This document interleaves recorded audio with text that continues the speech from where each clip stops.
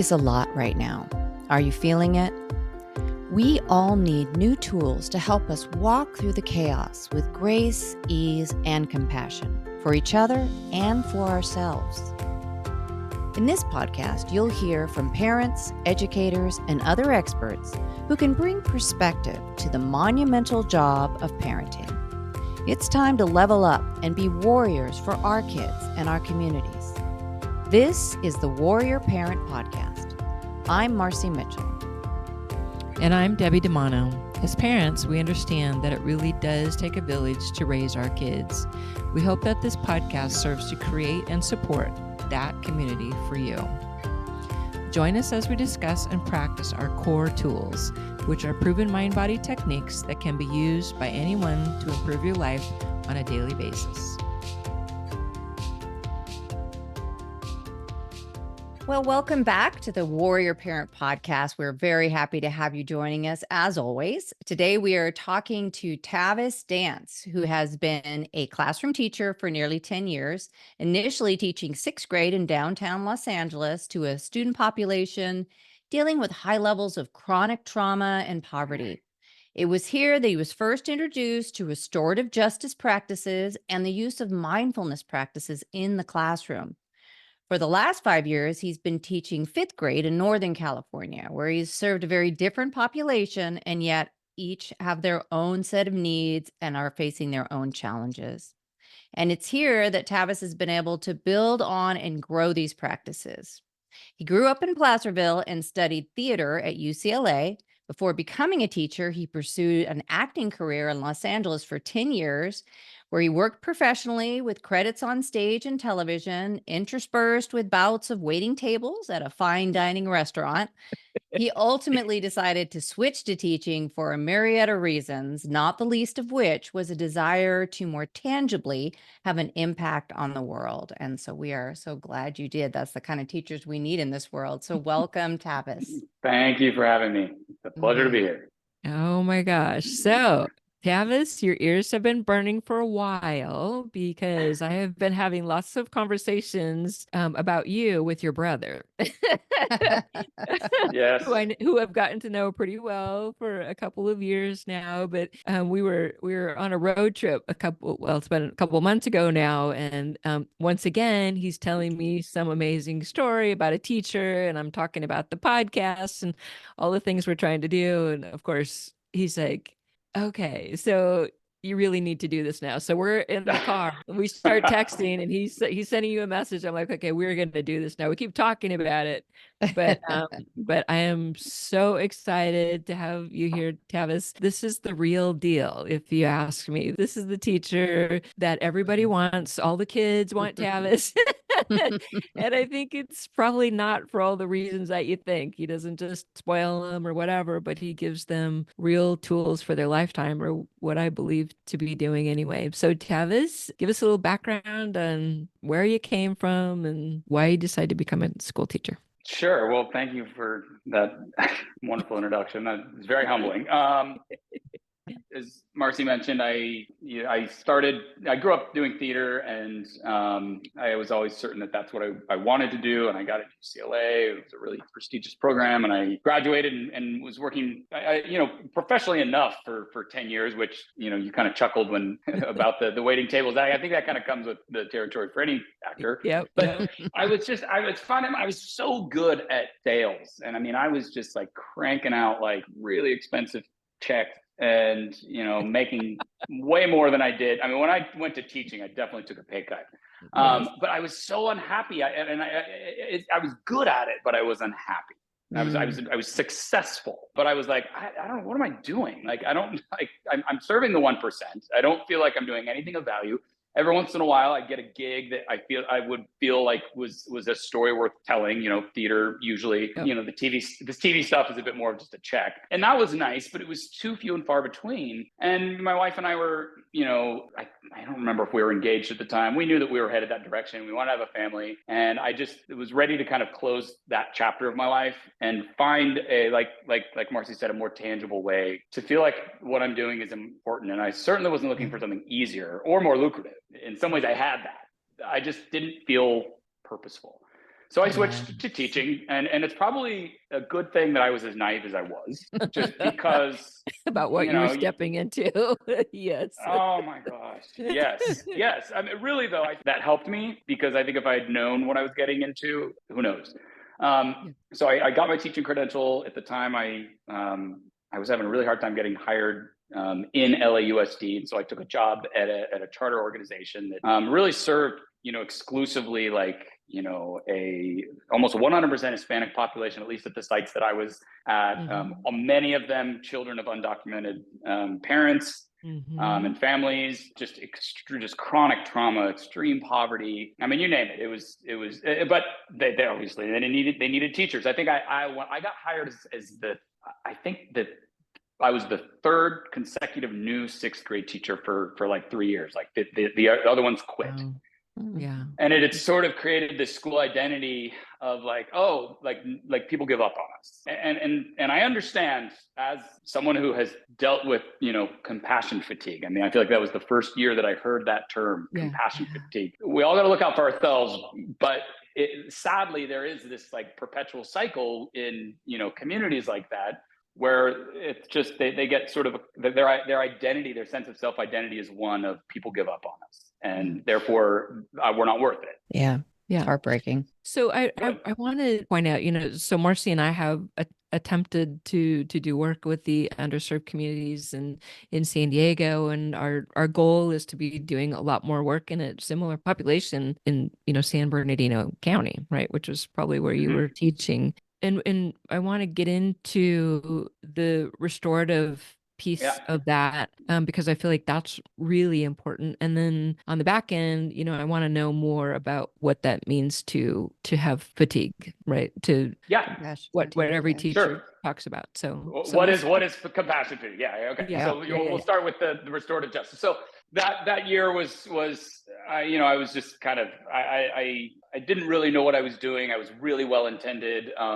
And I was immediately being just kind of tested by my students. Like, who is this guy? I mean, I was a different skin color. I didn't speak their language. I was clearly from a different lifestyle and upbringing. And so there were all of these barriers in place. And the school that I was at had partnered with an organization called CCEJ. It's California Conference for Equality and Justice. And there was this, there were a series of trainers that came in with RJ, is what they call it. I'm like, what is RJ? And then so we did these community or these professional developments where we'd sit in circles and we'd go around and answer a question. And it seemed a little, to be quite frankly, it seemed a little wacky to me at the moment. Because I just felt like I was like, I'm sorry, my students are dealing with such big fish to fry. Like, we're going to sit in a circle and we're going to like answer a question. But they didn't give up, and they continued to sort of model for us sort of what we should be doing with our students. And there were a few that really, really helped me. They came in and helped facilitate some of these restorative circles in my class. And that's when I started, I noticed that my students, obviously it was not a panacea. Okay. It wasn't like fixing all their problems, but it was just kind of changing the environment. It was creating this common ground between me and them. There were already a lot of differences. And so suddenly there was things that we were finding in common. I felt like I was learning more about them in ways that I felt like it was hard to do when I was teaching academics. I mean, it was middle school. So I had like, class periods or blocks. And, I as a first year teacher, I was feeling tremendous pressure to like teach the curriculum, much of which I was still figuring out myself. Right. So it was kind of counterintuitive to like take time away from what I'm supposed to be doing, teaching, to like do this kumbaya thing. And I think that it wasn't as effective that first year because it was still something that I hadn't really internalized. Then the second year, I ended up making a switch to another campus within the same organization. So it really just because it was closer to home, same population, same organization, just different school site. And it was that was the year that the seeds that had been planted sort of started to take root. And I sort of realized that if this was going to be effective, I had to be the first person to buy into this, that I could not just espouse these ideas and be like, do this, that I had to walk the walk. And by doing so, I found myself, it was kind of a chicken and egg thing. I became a better teacher. I became more patient. My class responded better to me. I had better relationships with them. Again, it didn't necessarily I don't want to say it didn't make things easier, like, because in some ways it does. It didn't fix the problems were still the problems, but I was in a different, I was approaching them from a different place. Right. And I was trying to really kind of model that for them, to like, giving them the tools to like, listen, all the life is a series of problems. And depending upon who you are and where you're from, those problems might be this big, they might be this big, they might be this big. But what we need to do is learn how to navigate them. Right. Well, the kids are then feeling like you're having some compassion, like you are seeing them and meeting them sort of where they are, right? Like you're not just talking over this idea of like this curriculum, and meanwhile they can probably barely understand you. I don't know if you have interpreters in the class, which could have been helpful, but right. So I think that's with any human being, whether you're a teacher or whoever it is. If you're being heard and seen and met where they are, we can have a conversation. Now you can 100%. Right.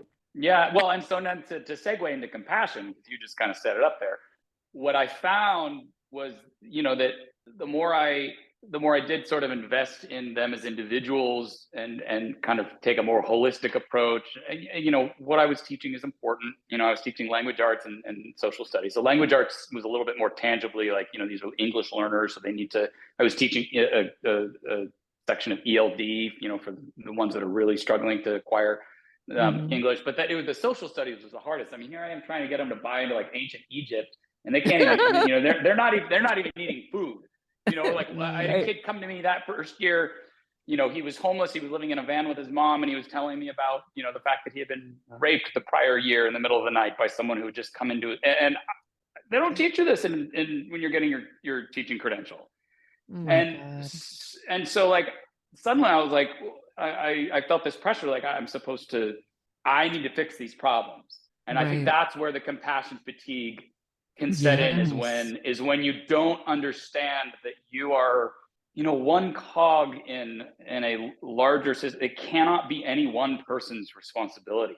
It's just, it's not sustainable. This goes back to the whole analogy of like, put on your own, like your oxygen mask before, attaching it to your child. It was very counterintuitive, but I started to understand that over the course of those first 2 years of like, if I'm going to sustain this, I have to recognize that I'm going to I can't do everything for everyone, but I can do as much as I can for everyone. It's a long game. I need to be okay with that. Yeah.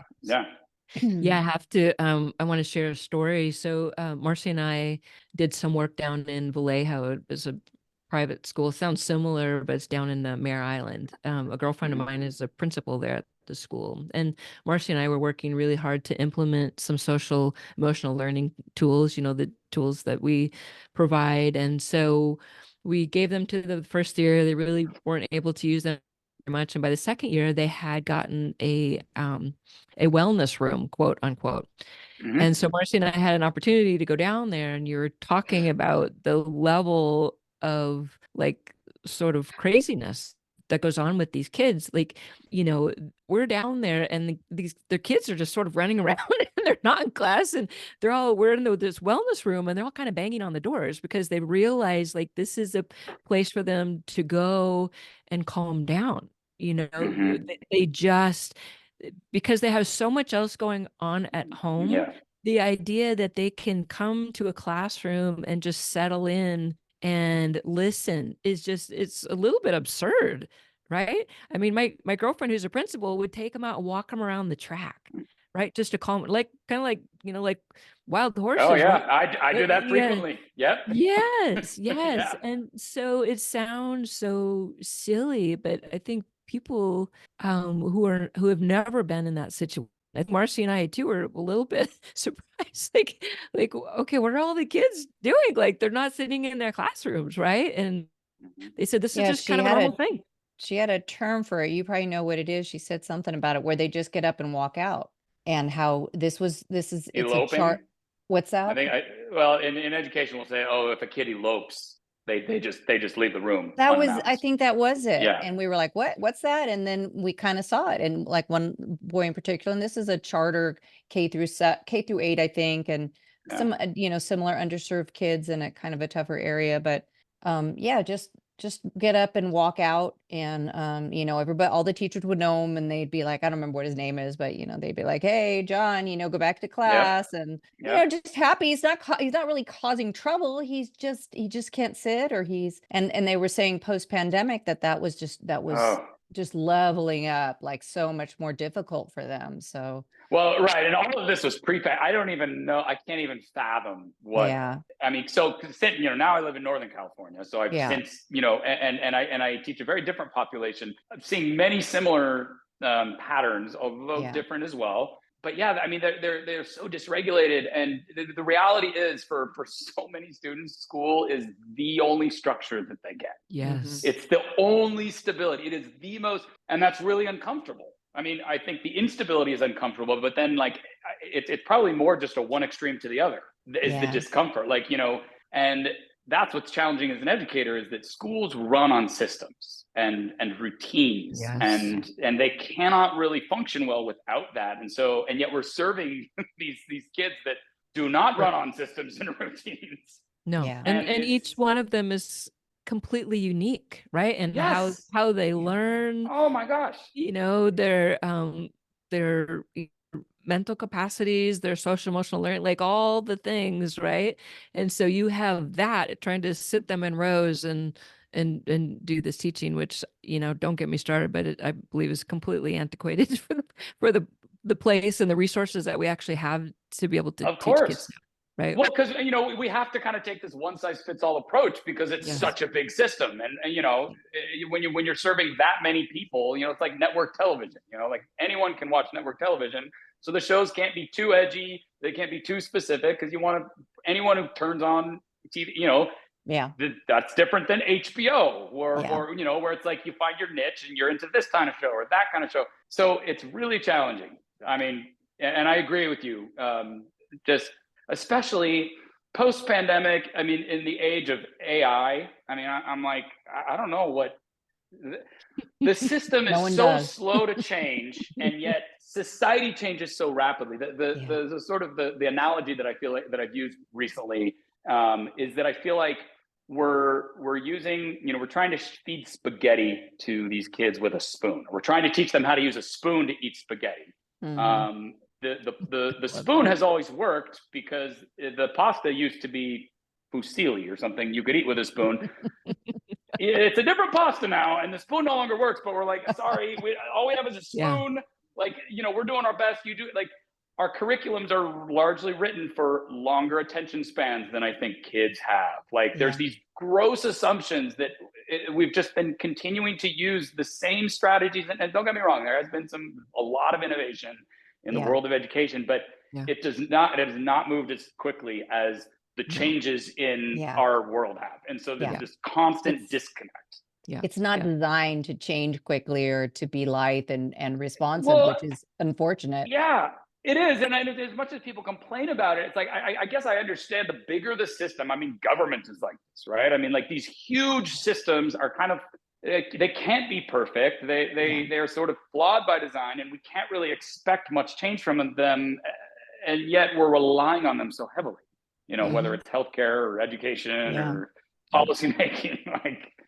I don't know if you know this, but Marci and I got an award a couple of years ago, and it was for innovations in education. Now, ironically, we're not exactly educators sitting in the classroom, but we were far enough outside of the classroom to be able to see what was needed and what needed to be changed.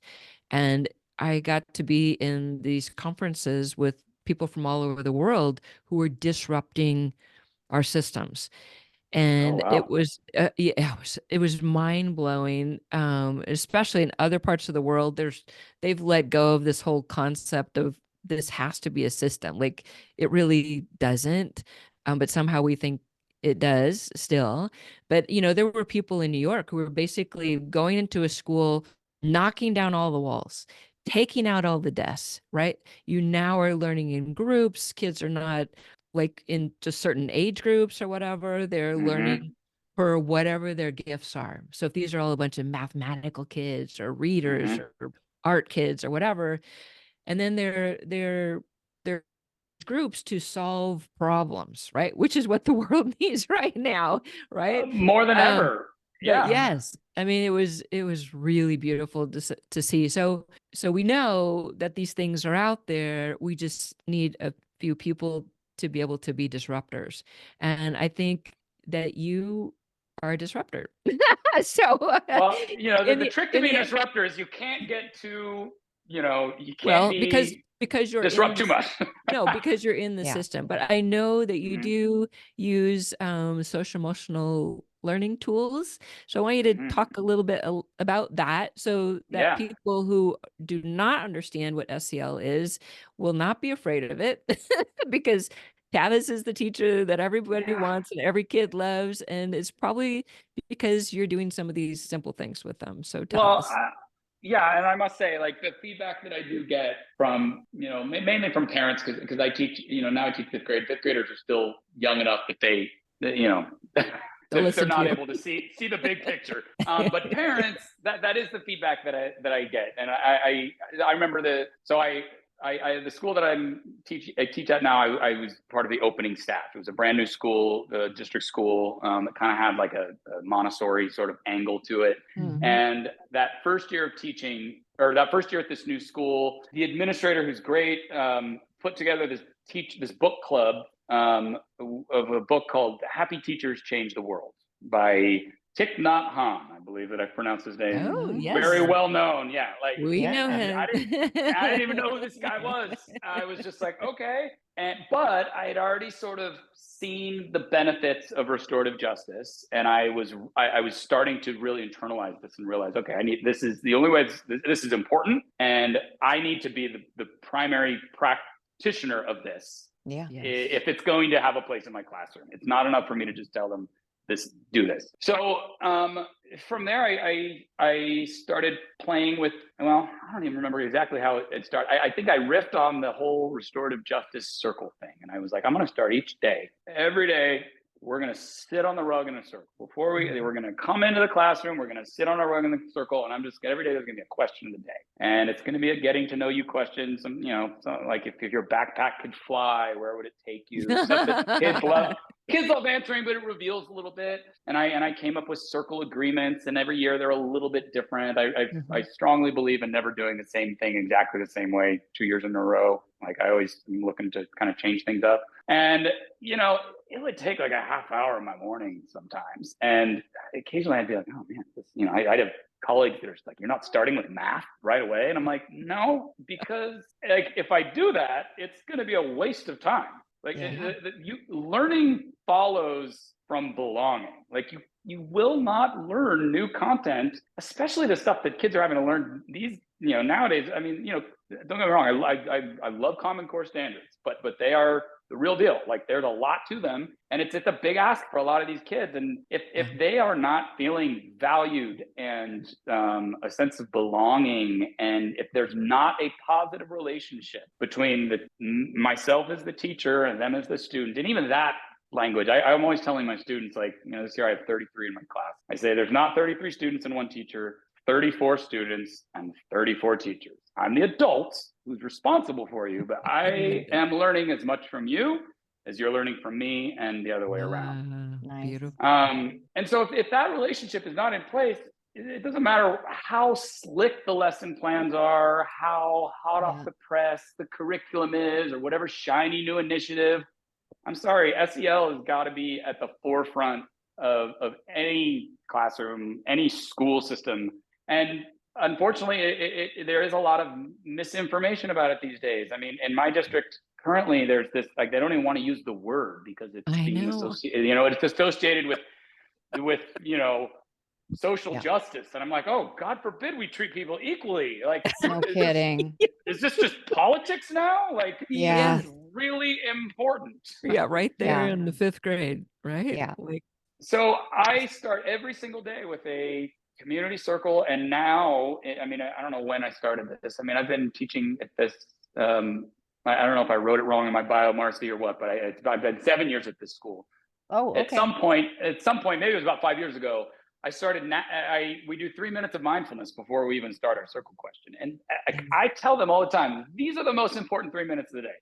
Yeah. Because the stakes are relatively low, but we're practicing how to navigate all of the millions of things that are potentially pulling our attention in any given moment. And right now, it doesn't really matter, you know, but there are times when we do have to focus on something and the stakes are high, and it does matter. And if we can't practice it right now, where, you know, it's 8 o'clock, and, you know, I've got these little speakers that play some chimes. I've done the Tibetan thing, you know, again, I always kind of change it up. Yeah. And my gosh, it is, not only is it the most important part of the day for them, or for me as well, it's the hardest. Like, just these kids, getting them to sit. And obviously I can't dictate what they're doing in their heads. I mean, I've got kids that, you know, are just the whole time. And, yes, you know, I have other kids that have been very open. They're just like, I sit here and I say a prayer. And I'm like, you know what, you do you. I just ask that they're not disrupting others. But even that is so hard. Yeah. But just because something's hard doesn't mean we shouldn't do it. And if anything, I think that the things that are challenging that's the stuff that we need to lean into. And so what I've kind of noticed in these post-pandemic age that we live in is that, you know, the COVID was rough on everyone. And now we're trying to, you know, it was so challenging that we're trying to just kind of like make everything easy. And very well intended, but a lot of my students do not like, aren't subjected to all that much discomfort. You know, they go home, they have a screen available to them. They're never even bored. Boredom is like completely antiquated. Like, kids aren't bored as long as there's a screen. They're constantly getting stimulation. Yeah. And, you know, helicopter parenting is a real thing.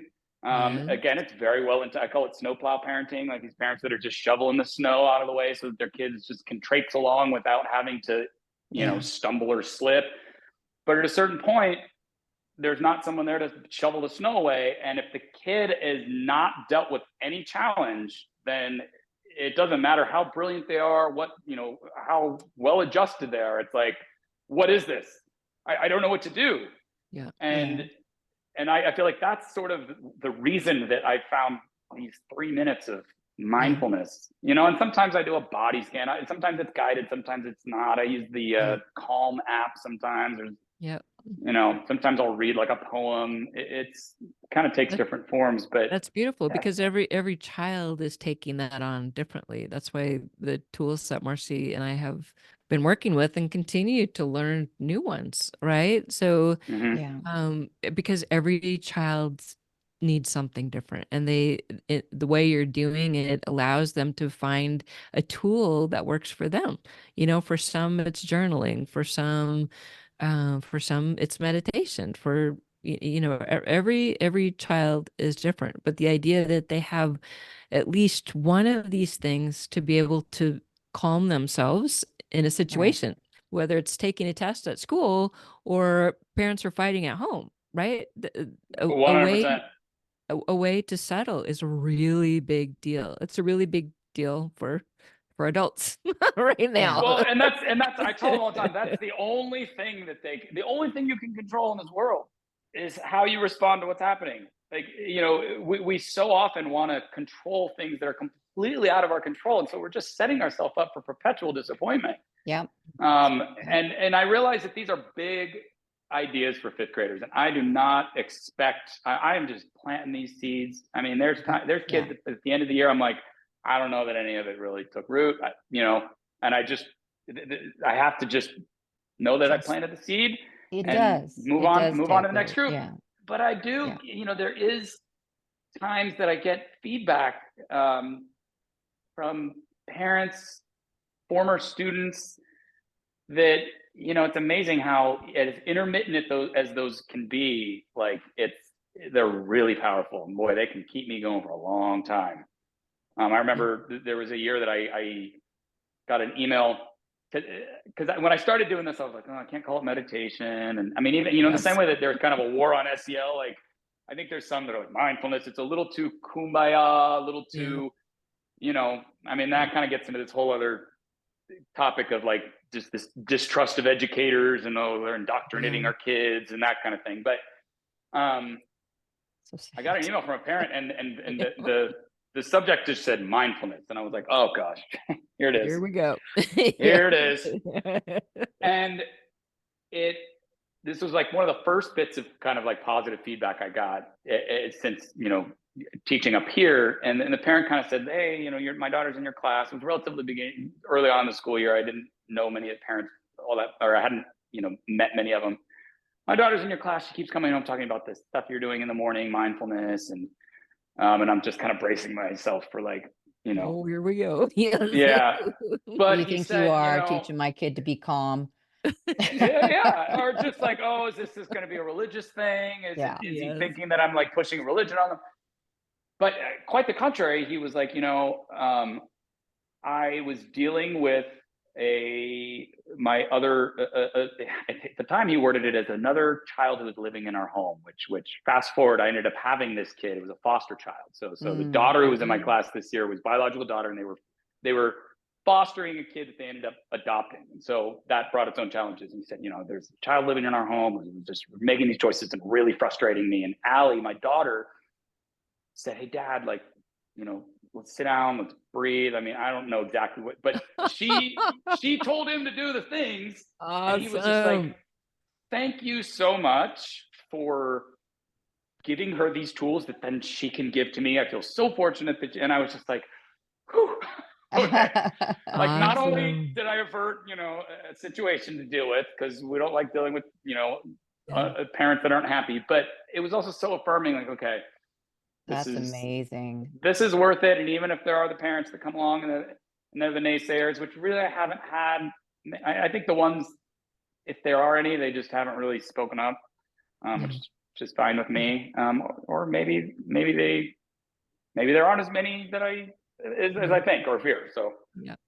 I love what you said about the learning coming from belonging, which I haven't heard that before, but it's so true. That's so amazing. We often talk about how, kids can't learn if they're not regulated. So, if they're not calm, but also that's like the next step. First get calm and then feel safe enough to participate and engage. I think and how can brilliant. You feel safe if you don't feel like you belong? Yeah. I mean, think, if you're thrown into a crowd full of unknown people, strangers, it's not that you feel unsafe, but there's this like inherent understandable anxiety of like, oh, I don't really know what people think. What is this crowd?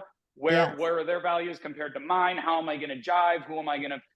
A classroom is just a year-long version of that. And so as the teacher, you can either like break the ice and make this a community. I mean, I really try to build kind of like with the whole like 34 students, 34 teachers thing. I try to build kind of a collective identity of like, we are a lot of times I'll give them a nickname. So like this year, my class, I refer to them as Galaxy 5 for fifth grade. Galaxy, because I was like, you're all like in the same way that different stars kind of shine, like burn different elements and therefore kind of give off different colors or burn with different intensities and brightnesses and stuff. You're all like brilliant in your own ways, but we're part of this thing that is like kind of functions as a unit, just like stars. And I find that really helping with this sense of belonging. It's like, we're all different. Yes. Last year it was Orchestra 5 and the identity became instruments. Like we were all instruments and we talked a lot about harmony and dissonance, and even dissonance has a place in beautiful music. Like, I'm a musician also. So leaning into that. So belonging has to be there in order to huge. In order to learn. I think we can all have firsthand experiences where we either didn't feel we belonged and therefore did not learn, or on the contrary, hopefully we did feel like we belonged and therefore were able to learn something new. Marci, now you can see why Tavis is Teacher of the Year. Oh yeah, right. I want to be in that 5 group. You are speaking our language. I mean, I don't know how good of a teacher I am when it comes to like academics. I love teaching math. I love all that. I mean, but I do know that I'm really good at these things that I'm talking about. I feel important. Really strong. Yeah, and they are the foundation. I mean, they're the yes. I think a teacher who can do these things they can, everything else will just kind of fall in place. It's fine. Yeah. Yes. You know, you can you can know all your standards, and like I said, have the slick lesson plans and everything. But if you're not doing this, if you're not cultivating this sense of belonging, if you're not valuing the relationship between yourself and each kiddo that walks in that door, Yeah. it's not going to take you very far.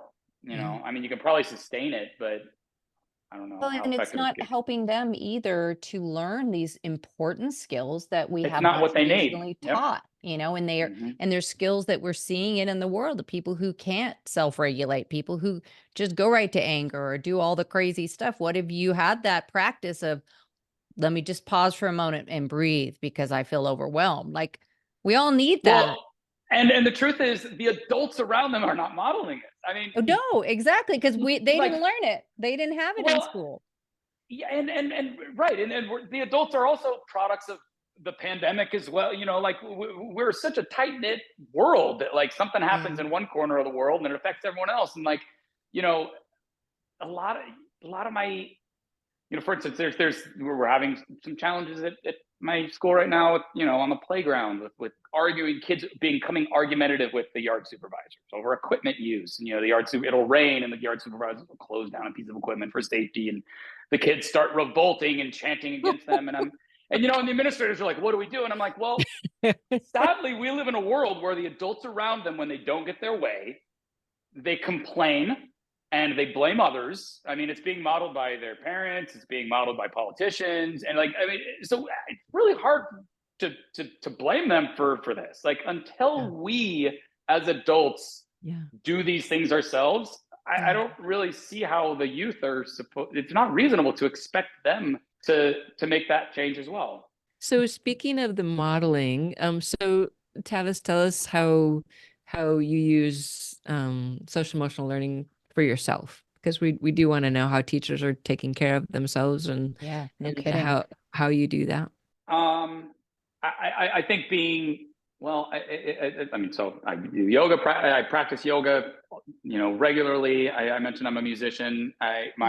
You know, I will sit down and I will lose myself at the piano. I'm really into jazz piano, and I will just, like, almost every night, and I just kind of go to this other place. I don't even know what I think about. You know, I'll be I believe very much in transparency and vulnerability. Hashtag Brene Brown. Yeah. I know, yeah. Big fans.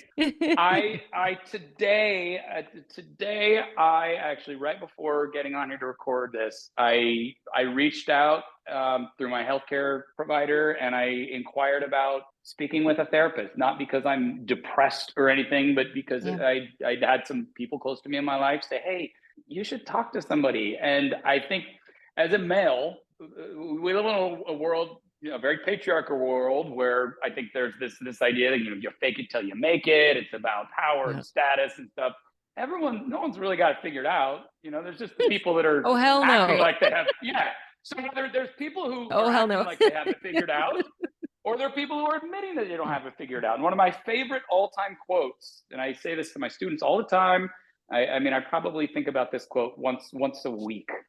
Bertrand Russell, well-known, you know, philosopher for, I think, early 20th century, something to the effect of, I think I've got it verbatim. The whole problem with the world is that fools and fanatics are always so darn sure of themselves, while wiser people so full of doubt. And that is so helpful to me, because often we doubt ourselves and we feel bad about doubting ourselves. And I see my students do it all the time. They're not sure how to approach a math problem, or, you know, and then they start feeling bad, and then they freeze up, and then the negative self-talk comes in.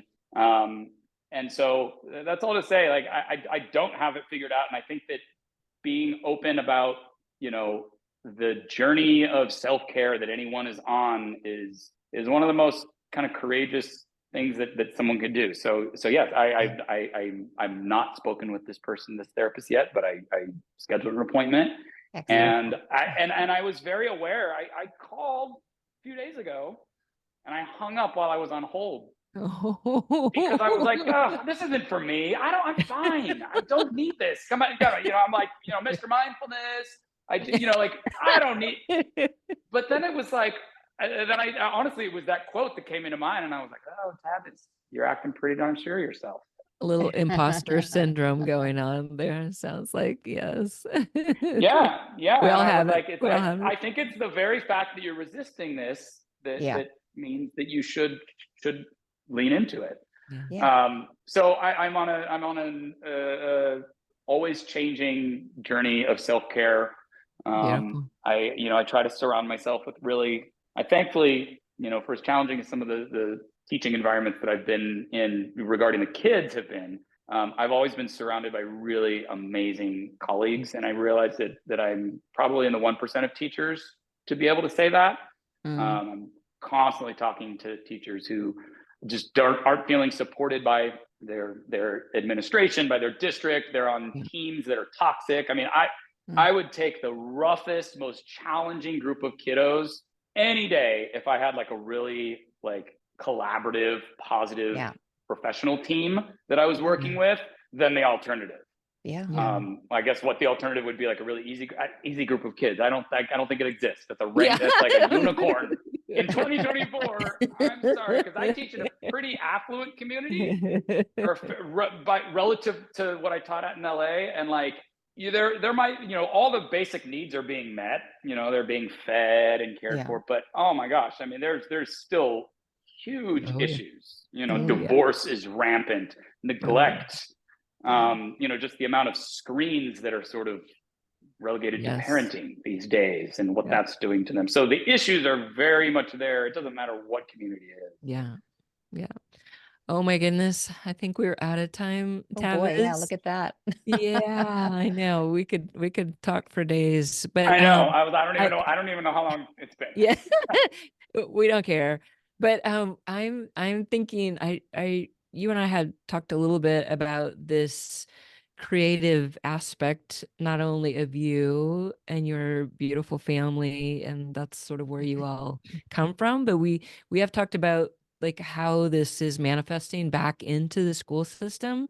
And I would love to have you back, because I know you're on a journey with this also, to maybe get yourself back into a theatrical place within the school. And love to talk about that, because this is a big deal for Marci and I, knowing that these kids coming up need to be embraced for their creativity. And and the arts is SEL. I mean, that's I mean, to just we don't have to go there right now, but set it up. This is why teaching the arts and prioritizing the arts in schools matters so much, because if that's there, then SEL is there. Yes. And they're inherently engaging. Kids love the arts. They might not love all the arts, but they will, almost every kid will attach to one of the artistic disciplines. Lovely. And a good reminder for all of us that as parents, give some good feedback to your teachers. Let them know when they're doing a good job. It's kind of heartbreaking to think that, you get an email and you're just worried about it being a complaint. Let them know, because God, it's such an important job. And I just hope we can put more love on it, more money on it, more, you should not go from waiting and take a pay cut to become a teacher. That's just wrong, America. Yes. But send some love to the teachers. Yeah. Well, thank you so much. This has been really, really wonderful you're the two of you are so easy to talk to, and it's just the flow of conversation has just been a pleasure. So thank you. We appreciate you. Keep doing that good work. Yeah. Keep it up. Thanks.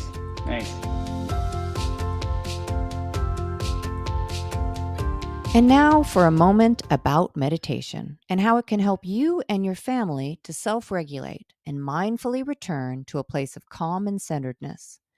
Our Cour Tools platform consists of a number of proven tools and techniques that are designed to reduce stress, anxiety, and overwhelm in spite of what's going on in your world. Meditation is just one of these powerful tools. And through a special partnership with Donna Appadoni, we have created a group of meditations available only on our platform and via Donna's own website. Here's Donna. We do the best with what we have.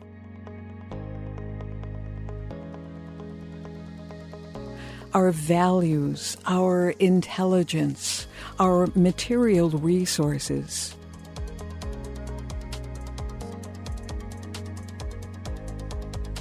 We do our best.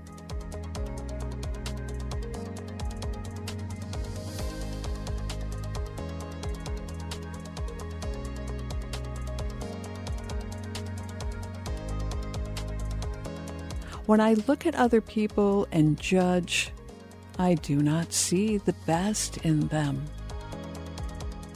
Hi, I'm Donna Appadoni, and I'm the person who writes and produces the meditations that are used by Cour Experience. The next time you are tempted to judge someone, say this instead: they're doing the best they can.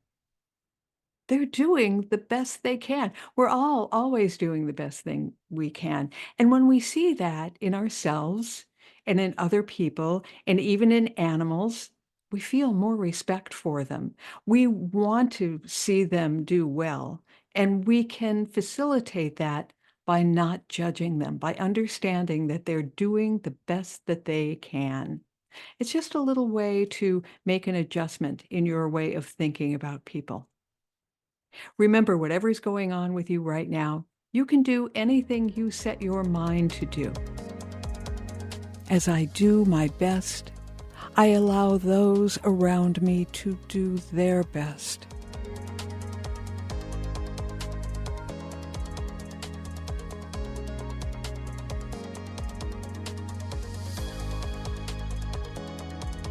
It starts with me.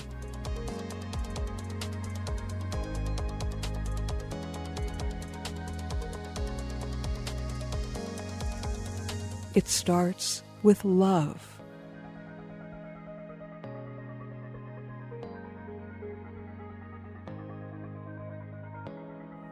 We do the best with what we have. Donna's book, called Drive Time Meditations, is a collection of 183 of her purpose-driven motivators. Drive Time Meditations is available on Amazon. Thank you for listening to the Warrior Parent Podcast. You can find us at courexperience.org. Make sure you join us next week for another informative conversation to help you and your family show up mindfully, purposefully, and joyfully with each other and in your community. Our meditation segment is produced by Donna Appadoni with music from Scott Holmes. The full collection of meditations is in Donna's book, Drive Time Meditations, available on Amazon and at donnaappadoni.com. Thanks to Samuel Hale, LLC, for sponsoring this podcast. Technical and marketing support comes from Inspire Your Brand. Our podcast editor is Justin Beeden. Opinions expressed by guests do not necessarily reflect those of the hosts, producers, or financial supporters. I'm Debbie DiManno. And I'm Marci Mitchell. The Warrior Parent Podcast is a production of Cour Experience. If you resonate with the idea of creating a community to help support kids and families, won't you join us by following the podcast and sharing this episode? You can even write a review. It truly does take a village, and we appreciate you.